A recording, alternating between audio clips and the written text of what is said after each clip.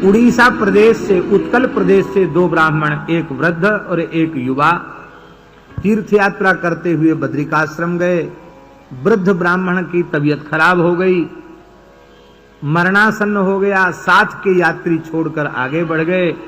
और इस युवा ने, जिसका कोई रिश्तेदारी नातेदारी का संबंध इस ब्राह्मण से नहीं था, ऐसे ही वृद्ध की सेवा करनी चाहिए, सौहार्द पूर्वक वृद्ध की सेवा की। सेवा से वह वृद्ध ब्राह्मण स्वस्थ हो गया। स्वस्थ होकर के वहां से चलकर बद्रिकाश्रम से उत्तराखंड की यात्रा संपन्न करके वृंदावन आए। उस समय वृंदावन में श्री गोपाल जी प्रधान ठाकुर के रूप में विराजते थे। ये गोपाल जी सिंहपुर पे ही विराजते थे।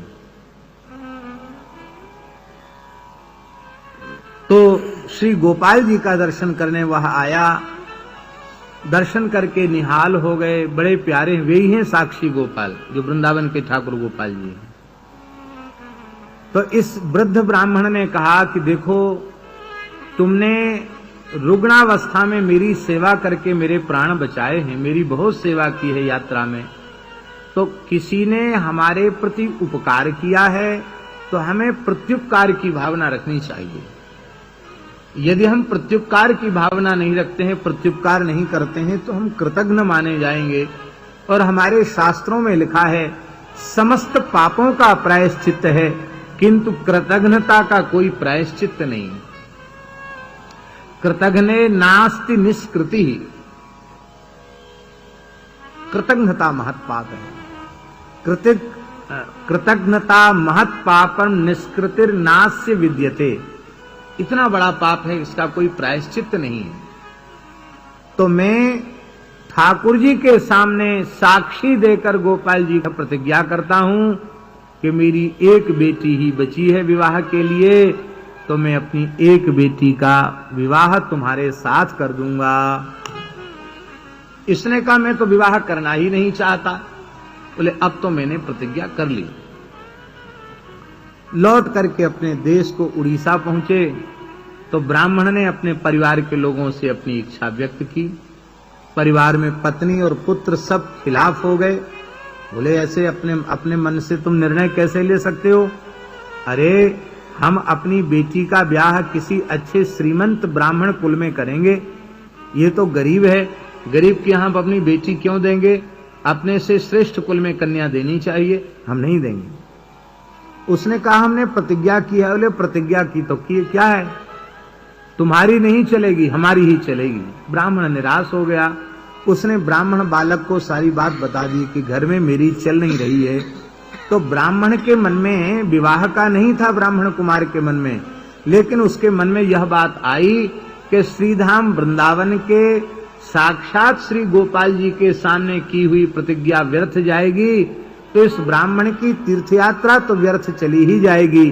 प्रतिज्ञा पूर्वक असत्य बोलने वाले को यावत चंद्र दिवाकर नरक की यातना भोगनी पड़ती है। बेचारा ब्राह्मण निरयगामी होगा, इसको नरक से बचाना चाहिए, इसके धर्म की रक्षा करनी चाहिए। ऐसा विचार करके उस ब्राह्मण बालक ने पंचायत जोड़ी। पर लड़की के पक्ष के जो इस ब्राह्मण के पुत्र थे, उन्होंने पंचों को पहले से ही मिला लिया अपने पक्ष में। हलवा पूड़ी खिलाओ, पंच राजी। पंच तो मिल गए और पंचों ने फैसला दिया कि तुम कहते हो कि गोपाल जी ने के सामने इसने प्रतिज्ञा की, तो गोपाल जी आकर यहां पंचायत में गवाही दें तो तुम्हारा विवाह संभव है, अन्यथा तुम्हारा विवाह नहीं होगा। उसने कहा, हमें विवाह की चिंता नहीं, विवाह हो चाहे न हो, पर ब्राह्मण झूठा प्रमाणित नहीं होना चाहिए। पंचों को तो ये विश्वास ही नहीं था कि ठाकुर जी भला किसी की गवाही देने यहां तक आवेंगे। और कहा, देखो भाई, 1 साल की बात है, 1 साल ये ब्राह्मण बेटी का विवाह रोका जा सकता है, इससे अधिक समय तक नहीं रोका जा सकता है। 1 वर्ष के भीतर तुम अपने गवाह को लाकर यहां गवाही दिलवाओ, ठाकुर जी बोल के गवाही दें। ब्राह्मण कुमार वृंदावन चल पड़ा। घोर जंगल था उस जमाने में, वृंदावन में गोपाल जी विराज रहे थे। तो ठाकुर जी के सामने बैठकर प्रार्थना करने लग गया। प्रार्थना करते करते 3 दिन 3 रात बीत गए, ब्राह्मण उठा ही नहीं। शरीर की कोई क्रिया, खाने पीने की कोई क्रिया भी नहीं की, बैठा ही रहा।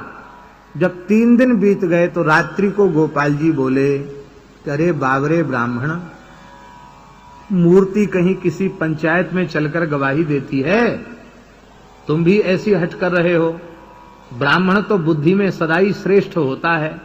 ब्राह्मण कुमार ने कहा कि मूर्ति बोलती भी तो नहीं है, और जो बोल सकती है वो गवाही क्यों नहीं दे सकती है? जो बोल सकती है वो चल भी सकती है, गवाही भी दे सकती है। ठाकुर जी बोले, संतों की कहावत सत्य सिद्ध हुई, जो बोला सो मरा।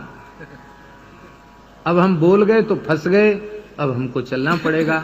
तो ठाकुर जी बोले, भाई गवाह जैसे माल पानी पर राजी होता है, हम रोज दूध घर की सामग्री भोग लगाएंगे, 5 सेर 7 सेर भोग रोज चाहिए, दाल भात नहीं, बढ़िया खोवा मेवा मिष्ठान्न की मिठाई, सुंदर दूध घर की सामग्री का 5-7 सेर सामग्री का भोग लगाएंगे। ब्राह्मण बोला, महाराज हम तो गरीब हैं, ब्याह कराने ले जा रहे हैं, इतना पैसा कहाँ जो आपके भोग की व्यवस्था जुटावें। ठाकुर जी बोले, हमारे श्रीअंग पर बहुत आभूषण हैं, हम तुमको देते जाएंगे, कोई बात नहीं, फिर जब तुम्हारा ब्याह होगा तो कुछ न कुछ तो मिलेगा, तो हमारा चुकती कर देना, कोई बात नहीं, लेकिन अब यहां से वहां तक ले चलो, तुम आगे आगे चलो, हम पीछे पीछे चलेंगे। भगवान ने कहा, इसमें भी सभी भक्त के लक्षण घटित हो रहे हैं, इसलिए भगवान रज लेने के भाव से पीछे पीछे चले। और ठाकुर जी ने कह दिया था कि मुड़ के देखोगे वहीं खड़े हो जाएंगे। आज भी खुर्जा गांव के पास वह नदी है जहां ठाकुर जी की चरणों की शोभा निहारने के लिए नूपुर की रुंझुन रज में चरण धसने से कुछ कम हो गई, कहीं ठाकुर जी ठहर तो नहीं गए। जैसे मुड़ के देखा ठाकुर जी ठहर गए, और ठाकुर जी ने कहा कि अब जब हम इतनी दूर तक चलकर आ गए तो तुम्हारी पंचायत यहां आकर नहीं क्या पंचायत लगा सकती है? तो वहीं पंचायत आ गई। और कलिकाल की घटना है ठाकुर जी, प्रत्यक्ष भगवान ने अपने भक्त के विवाह की गवाही दी। फिर तो तमाम ब्राह्मण कहने लगे, हमारी बेटी ले लो, हमारी बेटी ले लो, पर उससे बेटी कहाँ लेनी थी, उसी कन्या से उसने विवाह किया, और आज भी उनके वंशज भगवान की सेवा वहां कर